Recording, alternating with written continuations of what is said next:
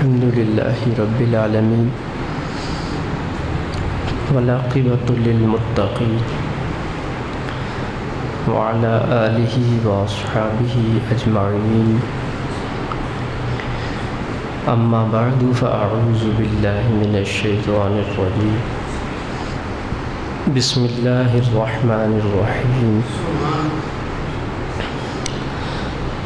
قال اللہ تبارک فی القرآن المجید والفرقان الحمید وتواصوا بالصبر صدق اللہ العظیم ان اللہ وملائکتہ یصلون علی النبی یا ایہا الذین آمنوا صلوا علیہ وسلموا تسلیما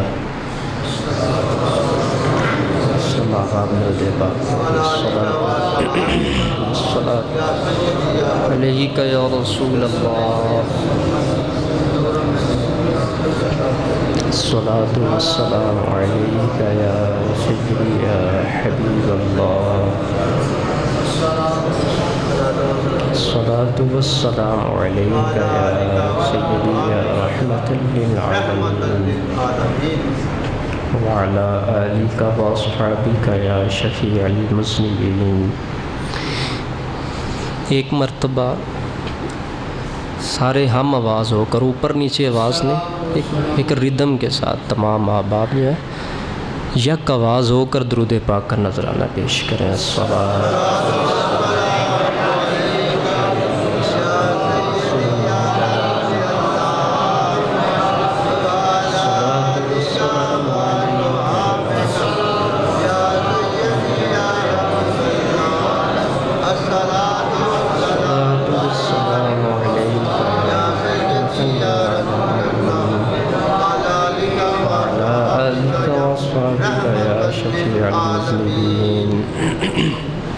آج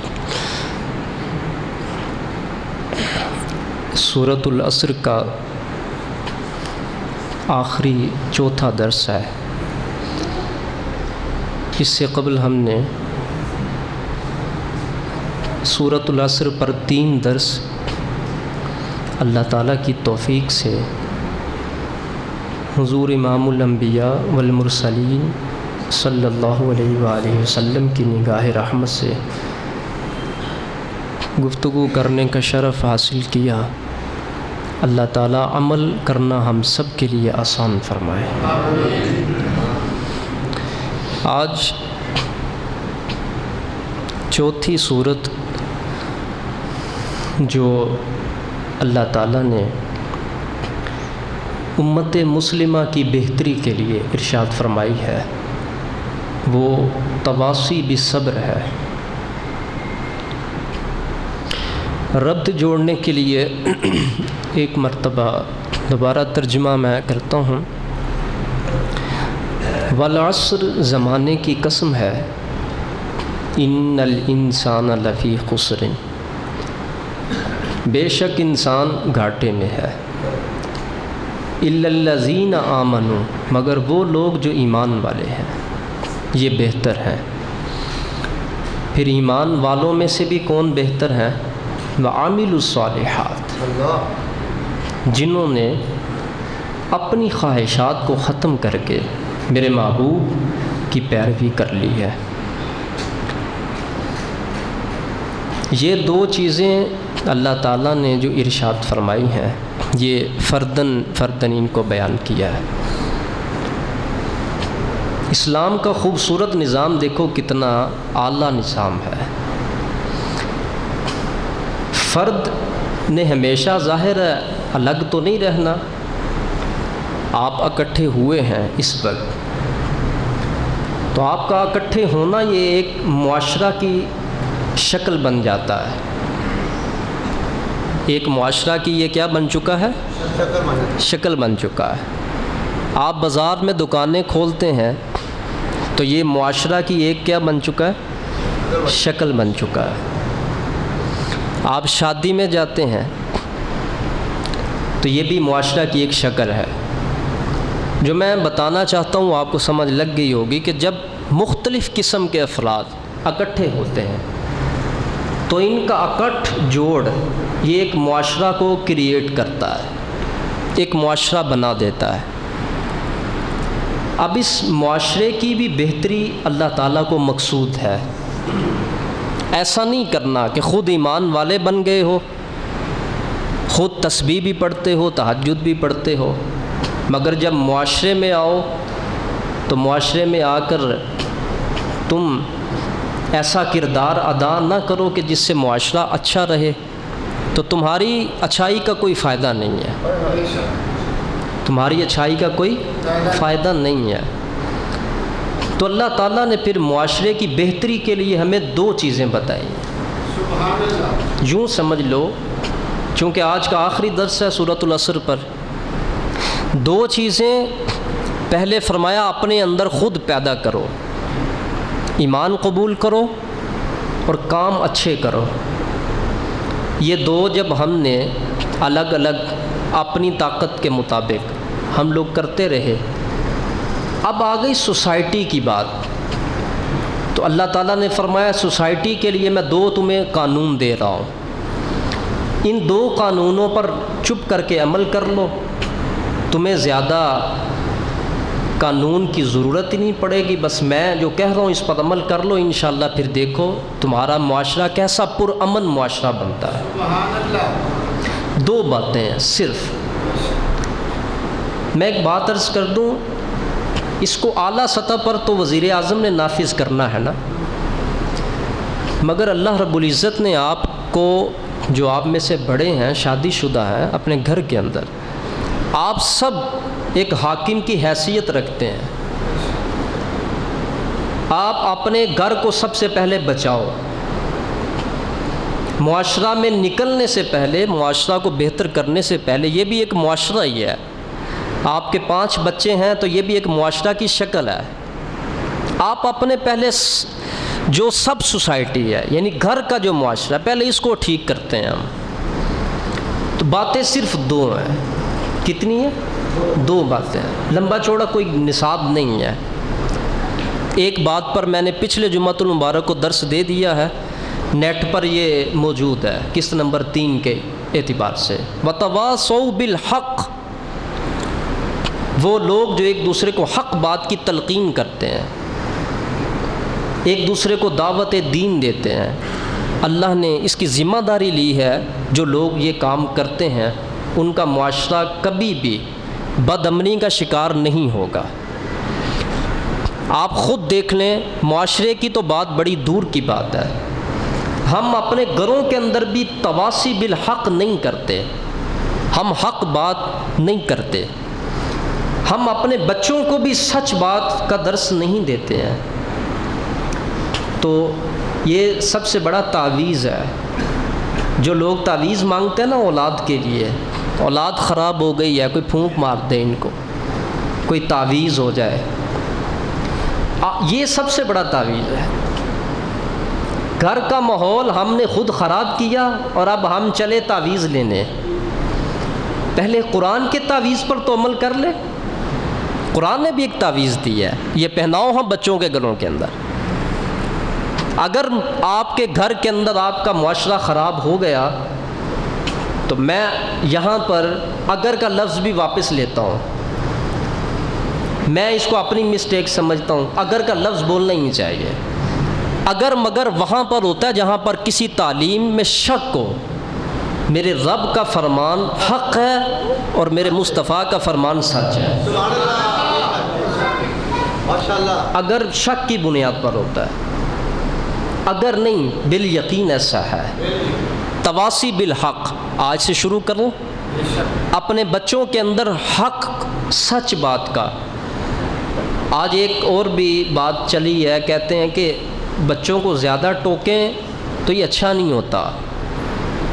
چلو آپ اس کو جیسے بھی سمجھتے ہیں، میں اس احترام کے تحت کہ جس نے بھی یہ قانون بنایا اس نے کوئی سوچ کے بنایا ہوگا، مگر تواصی بالحق ٹوکنا نہیں ہوتا۔ تواصی بالحق کا مطلب روک ٹوک نہیں ہوتا، بلکہ روک کو دور کرنا ہوتا ہے۔ روک مانا رکاوٹ، جو رکاوٹ بنی ہوئی ہے نا، تم حق بات کی تلقین کرو اپنے گھر والوں کو، بچوں کو. ایک تو اللہ نے فرمایا تمہارا معاشرہ اس سے ٹھیک ہوگا کہ تم ایک دوسرے کو دعوت دین دو، حق سچ بات ایک دوسرے کو بتایا کرو. کون کہہ رہا ہے؟ سب بولیے. لفظ اللہ کہو گے تو 40 نیکیاں ملیں گی آپ کو. کون کہہ رہا ہے؟ رزق کے معاملے کے اندر جس طرح اس کو ہم جتنا پختہ اللہ مانتے ہیں نا، رزق کا جب معاملہ آتا ہے نا بڑا پختہ طریقے سے ہم اس کو اللہ مانتے ہیں، ایسے ہی رب کی تعلیمات کو ہر معاملے کے اندر اس انداز میں مانا کرو. اللہ نے فرما دیا کہ معاشرہ ٹھیک کرنا ہے تو حق کی تلقین شروع کر دو. اور دوسری بات کیا ہے؟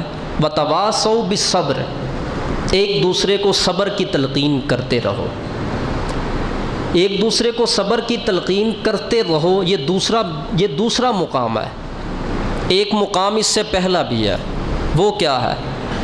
صبر کی تلقین. جو خود صبر نہیں کرتا یہ دوسروں کو کیا صبر کرے گا کی تلقین دے گا. اس قرآن پاک کی آیت نے ہمیں اس کے ضمن میں پہلے ایک بات سمجھا دی کہ اللہ فرماتا ہے میں تمہیں حکم دے رہا ہوں ایک دوسرے کو صبر کی تلقین کرنے کا. تو کیا مطلب ہے کہ خود بے صبری کرتے رہو، دوسروں کو صبر کی تلقین کا کہتے رہو؟ ایسا نہیں. پہلے خود صابر بنو، پہلے خود صبر کرنے والے بنو. اس کے بعد پھر جب تم اکٹھے ہوئے ہو، سوسائٹی کا حصہ بنے ہو، بال بچے دار بن گئے ہو، اب چونکہ تمہارے اندر جو صفت پیدا ہو چکی ہوئی ہے اب اس کو باہر نکالو. اللہ تعالیٰ نے فرمایا 2 چیزیں ہیں. ہم یہ سمجھتے ہیں نا کہ مولوی کا حق ہے بس، دین کی بات یہی کرے بس.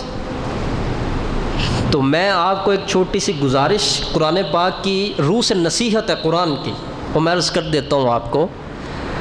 جب تک کسی بندے میں یہ 4 چیزیں نہیں پائے جائیں گی اللہ فرماتا ہے وہ گھاٹے میں ہے، وہ خسارے میں ہے. اس میں کسی عالم مولوی پیر کی بات نہیں ہے، ہر شخص کی بات ہے.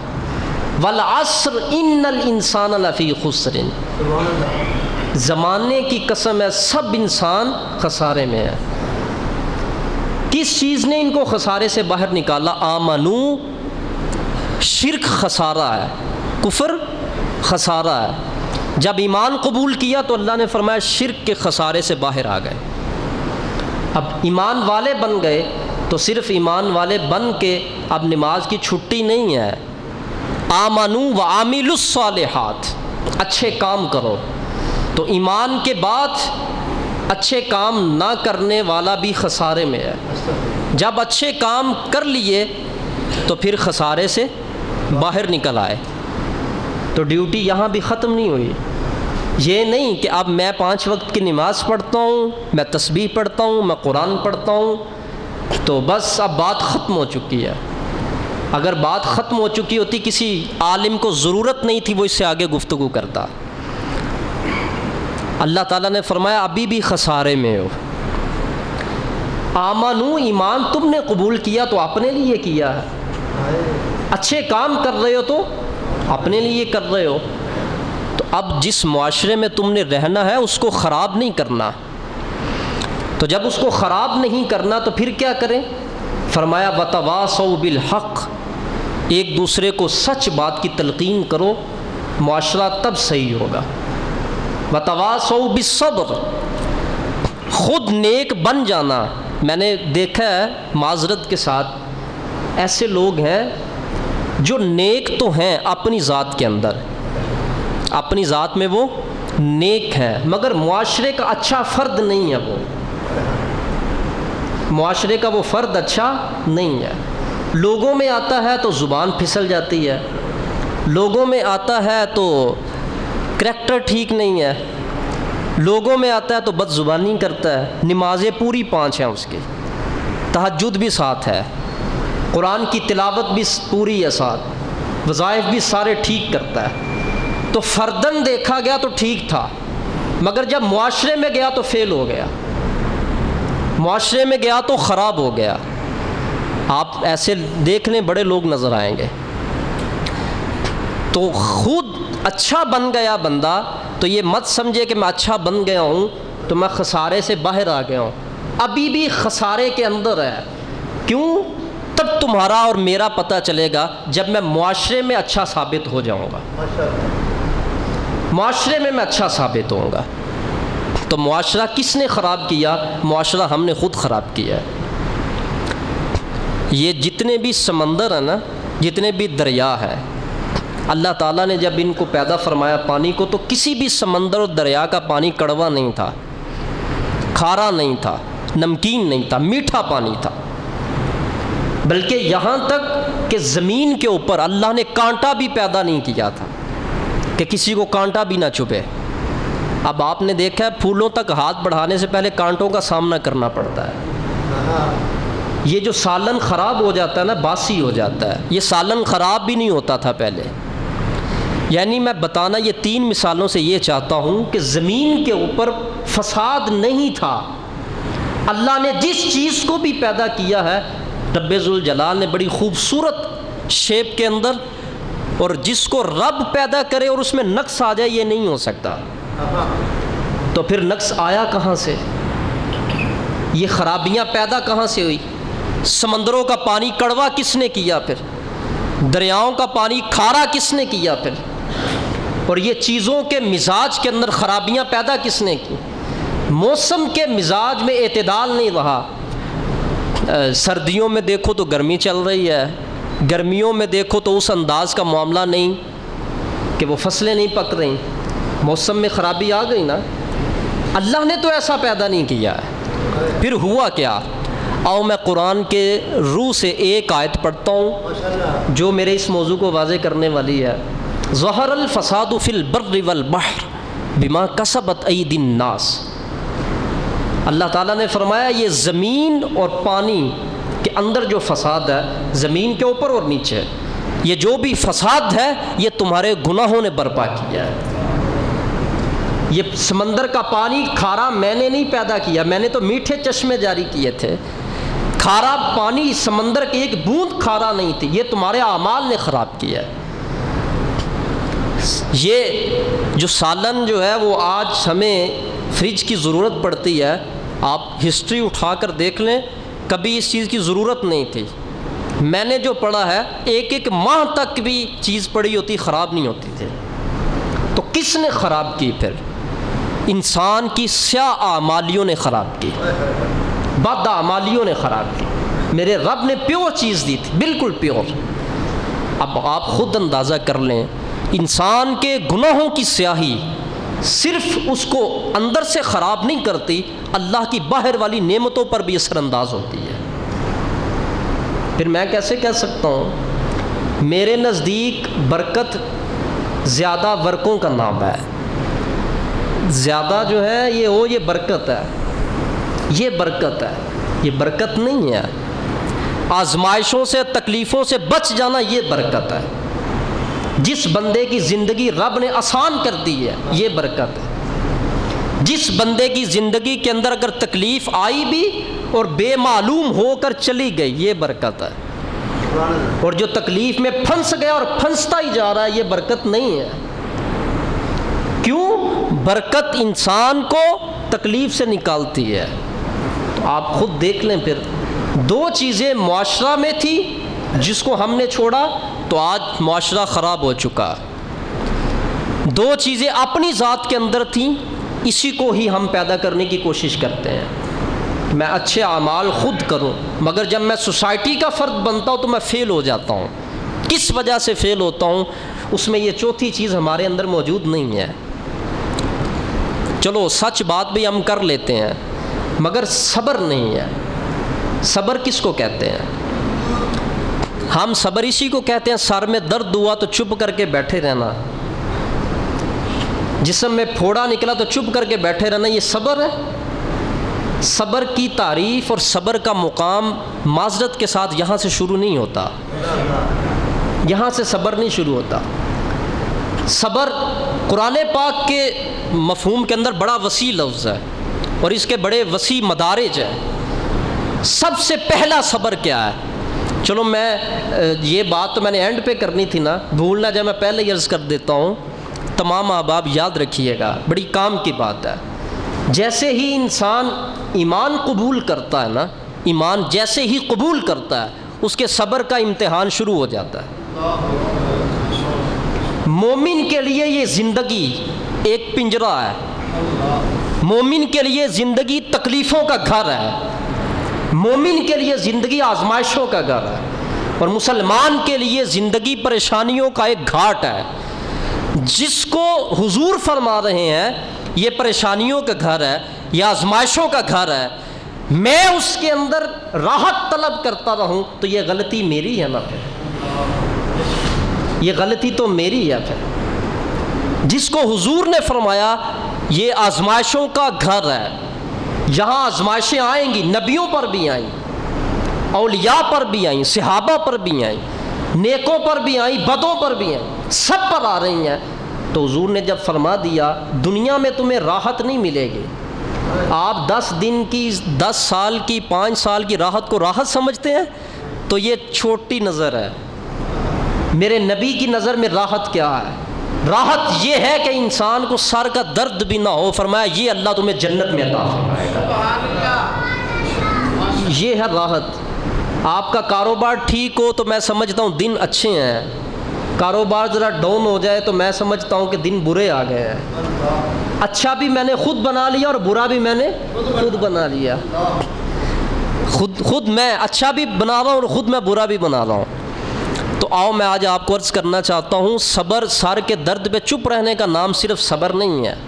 وَتَوَاصَوْا بِالصَّبْرِ، اللہ پاک نے فرمایا، اور یہ اتنی چھوٹی نعمت تھی کہ جس کے بارے میں اللہ نے یہ فرمانا تھا، ان اللہ مع الصابرین، فرمایا میں اللہ صبر والوں کے ساتھ ہوں۔ تو یہ اس کا کیا مطلب ہے؟ سر میں درد ہوا تو میں چپ کر کے بیٹھا رہا تو اس صبر کے مرتبے پر اللہ میرے ساتھ ہو گیا؟ مجھے بخار چڑھا اور میں چپ کر کے بیٹھا رہا اور میں نے شکوہ نہ کیا، اس مرتبے پر خدا میرے ساتھ ہو گیا؟ یہ اتنی چھوٹی سی چیز پر، اس کو صبر نہیں کہتے۔ اللہ سے بھی پوچھو، یا اللہ یہ جو تو فرما رہا ہے کہ میں صبر والوں کے ساتھ ہوں، وہ صبر والے ہیں کون سے، اور وہ صبر کون سا ہے؟ وہ صبر کون سا ہے اور وہ صابر کون سے ہیں جن کے ساتھ تو ہے؟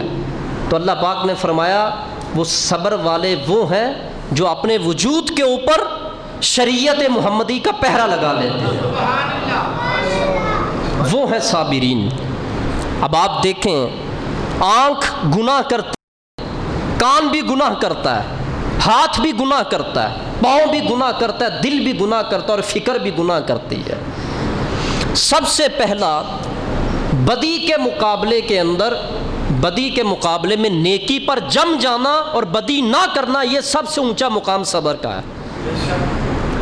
آنکھ کہہ رہی ہے گناہ کر اور بندہ گناہ نہ کرے، یہ ہے صبر کا اونچا مقام۔ ہاتھ کہے کہ گناہ کر، بیٹھ جائیں ادھر، کیا ماحول خراب کر، ہاتھ کہہ رہے ہیں کہ گناہ کر، اور رب سے بندہ ڈر جائے اور گناہ نہ کرے، یہ ہے صبر کا اونچا مقام۔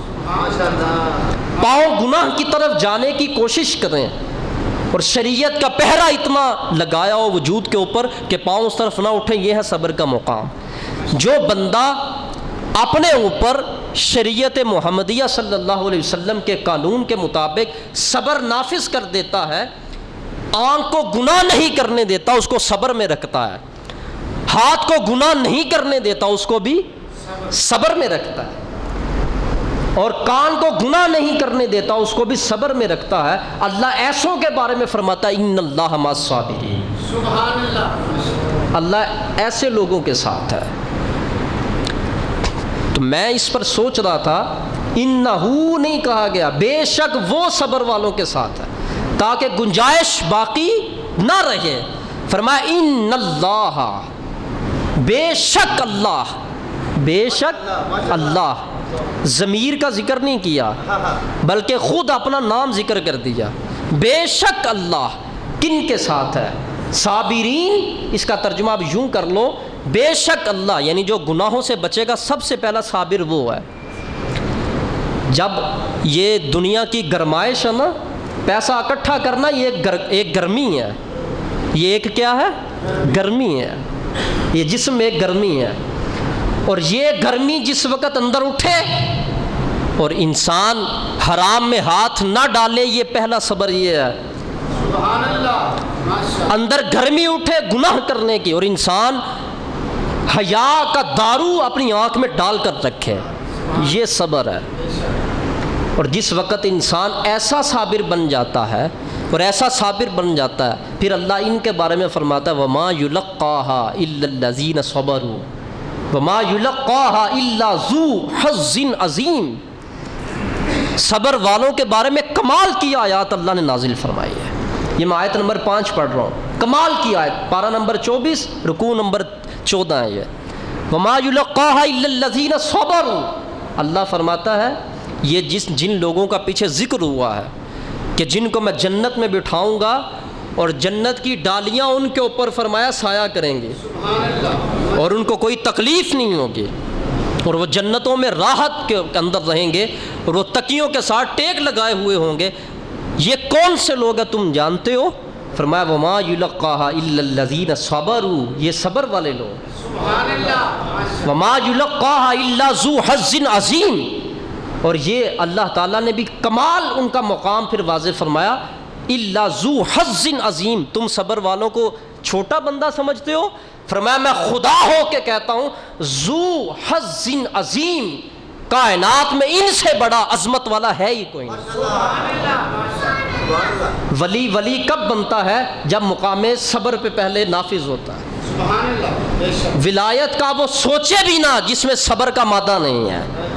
قرب کا وہ سوچے بھی نہ کہ مجھے خدا کا قرب مل جائے اور مجھے حضور کی قربت مل جائے، جس میں صبر نہیں ہے. بے صبرہ انسان قربت پا ہی نہیں سکتا ہے، بے صبرہ انسان معرفت لے ہی نہیں سکتا ہے. آپ کیا سمجھتے ہیں؟ رب کی طرف جانا بھی ہے اور راستہ بھی کوئی نہیں. لاہور جانا ہے تو سڑکیں ہیں نا 3-4. رب کی طرف جانا ہے تو بتاؤ کون سا متعین راستہ ہے؟ اور روشنی بھی کوئی نہیں، شروع میں اندھیرا ہی اندھیرا ہوتا ہے، جس کو پنجابی میں کہتے ہیں سیر سٹ کے لگیا رہنا. معرفت اسی کو ملتی جڑا سیر سٹ کے لگا رہتا ہے. اور کب ملتی ہے؟ بس یوں سر نیچے کرو اور نبی پاک علیہ الصلوۃ والسلام کے نقش قدم کے مطابق زندگی بسر کرو. ایک وقت آئے گا کہ رب اپنی تجلیات کے دروازے خود کھول دے گا، خود کھول دے گا میرا رب. تو یہ بات یاد رکھیے گا، جو بندہ نمازی ہے نا وہ صبر پیدا کرے اگر اللہ کا قرب لینا ہے تو. 4 دن تسبیح پڑھ کے 5ویں دن کچھ دیکھنے کی خواہش بے صبری ہے. اللہ نے تو نبیوں کو بھی بڑا انتظار کروایا ہے، نبیوں کو بھی بڑا انتظار کروایا ہے. اور حضور صلی اللہ علیہ وسلم نے بھی یہاں تک کہا مولا کب تیری مدد آئے گی؟ فرمایا مصطفیٰ صبر کرے. سبحان اللہ. میں آیت پڑھ دیتا ہوں فاصبر صبرا جمیلا. اے محبوب ایسا صبر کریں جیسا عالی ظرف انسان کے شایان شان ہوتا ہے. صبر جمیل کرو اے محبوب، صبر جمیل. جب تنگیاں ایسے اکٹھی ہو کے حضور کے سامنے آئیں اور پوری قوم، اس بندے سے بڑا بہادر کون ہے کہ والد گرامی ولادت سے پہلے فوت ہو گئے اور والدہ 4-5 سال کی عمر میں وصال کر گئیں. اب بالکل تنے تنہا فرد ہے، اور پھر اس کو جو منصب سونپا گیا وہ کائنات میں سب سے بڑا منصب سونپا گیا. سہارے میں نہ ماں ہے، ظاہر میں نہ باپ ہے، اور منصب سب سے بڑا ہے. اور غربت انتہا درجے کی ہے، تکالیف انتہا درجے کی ہیں. پورا عرب حضور کے مخالف ہو گیا، پورا عرب میرے مصطفیٰ علیہ السلام کے مخالف ہو گیا. قبیلہ اپنا مخالف ہو گیا، اپنی قوم مخالف ہو گئی، اور اپنی قوم تو کیا اپنے نسب کے افراد مخالف ہو گئے، اپنے چچا تک مخالف ہو گئے. ایسا شخص جس کے قریب سکون نام کی کوئی چیز نہیں ہے اور منصب اتنا بڑا، ساری قوم مخالف، سارا قبیلہ مخالف، سارا معاشرہ مخالف. اور ایک وقت وہ بھی تھا جب حضور اٹھے تنے تنہا تھے. 3 سال کے اندر شاب ابی طالب، اس گھاٹی کے اندر حضور نے، وہ پتھر والی گھاٹی کے اندر حضور نے 3 سال گزارے. جب قریش نے کہا نہ ان کو کچھ کھانے دینا نہ پینے دینا ہے، جو محمد کے ساتھ مل جائے نہ اس کے ساتھ کوئی تجارت کرے، نہ اس کو کوئی قرض دے، نہ اس کے ساتھ کوئی شادی کرے، ان تک کھانا بھی نہیں جانے دینا۔ 3 سال تک میرے حضور علیہ الصلوۃ والسلام نے اس گھاٹی کے اندر تنے تنہا گزارے، اور جو گھاٹی کے اندر تھے انہوں نے بھوک اور صبر کا ایسا پھر مظاہرہ کیا۔ پھر ایک وقت وہ بھی آیا چمڑے اندر چوس کے گزارا کرتے تھے، لیکن میرا عشق یہ کہتا ہے، میرا مزاج محبت یہ کہتا ہے، ہو نبی کا غلام اور چمڑا چوسے، ظاہر میں چمڑا تھا، در حقیقت اس چمڑے کے اندر عطائے محمد جاری تھی۔ ایک منٹ، بولنا تو سارے بولا کرے، باقی آپ سب خاموش ہو جاتے ہیں۔ مزاج ہے، نعرے کا یہ مزاج نہیں ہے۔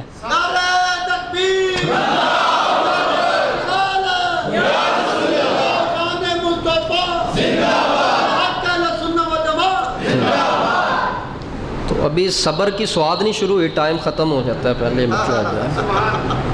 تو اللہ تعالیٰ نے محبوب کو بھی فرمایا اتنی تکلیفوں کے اندر۔ آج میں بہت نازک ہوں، مجھے دین کے معاملے میں ایک تکلیف آئے تو میں کہتا ہوں یہ پڑا ہوا ہے سب کچھ، میں گھر جا رہا ہوں، میرے اوپر لازم ہے۔ عالم کا مقام ایسے ہی زیادہ نہیں ہے، اور باعمل عالم کا مقام حضور نے ایسے ہی بلند نہیں فرمایا۔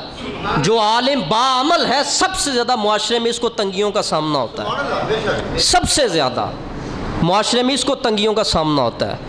تو میں سوچ رہا تھا حضور نے اتنا مقام باعمل عالم کو، تو اس وجہ سے جب پریکٹیکل کر کے دیکھا نا اس معاملے کو، تو بڑی تنگیاں اور بڑی محرومیاں اور بڑے نقصانات سامنے آئے، بہت زیادہ۔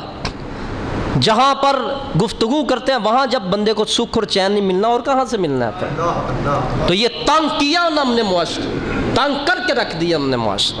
اس لیے میرے حضور علیہ السلام نے فرمایا جس نے باعمل کو دیکھ لیا عالم کو، اس نے مجھ محمد کو دیکھ لیا۔ عالم کے لیے جائز نہیں کہ وہ یہ کہے کہ میں ایسا مرتبہ رکھتا ہوں۔ تم نہ بولو، تمہارے راہبر بول رہے ہیں، تم نہ بولو، تمہارے قائد بول رہے ہیں۔ ڈگریاں لے کر ہم کاغذ دکھاتے ہیں، تمہارا کام کیا ہے؟ اس مسئلے کے اوپر جم جانا اور ثابت قدمی سے رہنا۔ پھر تیرا مقام یہ دیکھ تیرے نبی کیا بیان کرنا ہے، تیرا کام کیا ہے کہ تو استقامت کے ساتھ اور محبت کے ساتھ حضور کے نقش قدم پر جم جا۔ بس تیرا مقام یہ لوگ کیا جانیں گے؟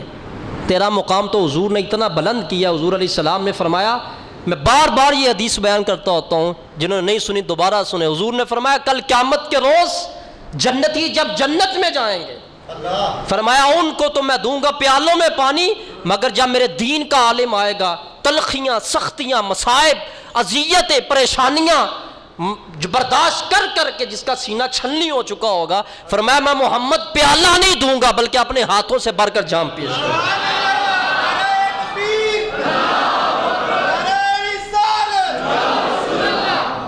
تو اس وجہ سے صبر کا بڑا بلند مقام ہے۔ اللہ نے نبی کو بھی یہ حکم دیا، فاصبر صبرا جمیلا واصبر لحکم ربک ولا تطع منہم عاصما او کفورا۔ اے محبوب اپنے رب کے حکم کی وجہ سے صبر کریں۔ آپ کو آپ کا رب صبر کا حکم دے رہا ہے، اس کا یہ نہیں مطلب کہ تکلیفیں آئی ہیں تو دور نہیں ہو رہی، یہ تو نبی پر بھی آئیں، اور اللہ نے فرمایا محبوب میں کہہ رہا ہوں تمہارے رب کا حکم ہے صبر کریں آپ۔ اگر حضور صبر نہ کرتے تو خدا کی قسم آج کوئی بھی دیندار دین کے معاملے میں اتنی اذیتیں برداشت کر کے دین میں نہ رہتا۔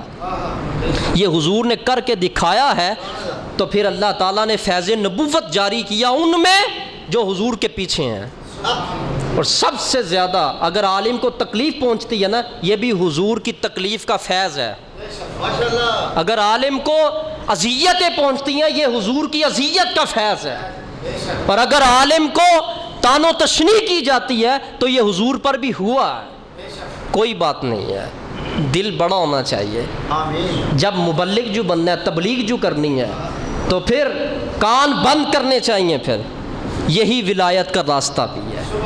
تو میں یہ عرض کر رہا تھا وتواصوا بالصبر، اللہ نے فرمایا معاشرہ ٹھیک کرنا چاہتے ہو تو صبر والے بن جاؤ۔ آج ایک اصول لے جائیں آپ، یہ قرآن کا ایک اصول ہے نا، ایک اصول آپ یہ کوئی لمبی چوڑی تقریر اور نہیں، خلاصہ یہ بات بھی یہی ہے، آپ آگے پھیلا دیں، اپنے گھروں کے اندر پھیلائیں، یہ دعوت دیں آپ، اور صبر کی تلقین کریں ایک دوسرے کو، اور خود بھی صابر بنیں۔ آپ دیکھیے گا معاشرے سے تلخیاں ختم ہو جائیں گی انشاءاللہ۔ اگلا جمعۃ المبارک انشاءاللہ سورۃ البلد کی تفسیر انشاءاللہ بیان ہوگی، وہ 5 جمعہ چلتی ہے، یہ 6 جمعہ چلتی ہے، انشاءاللہ ہم وہ بیان کریں گے۔ اللہ تعالیٰ جو سنا اس پر عمل کی توفیق نصیب فرمائے۔ وما علینا الا البلاغ۔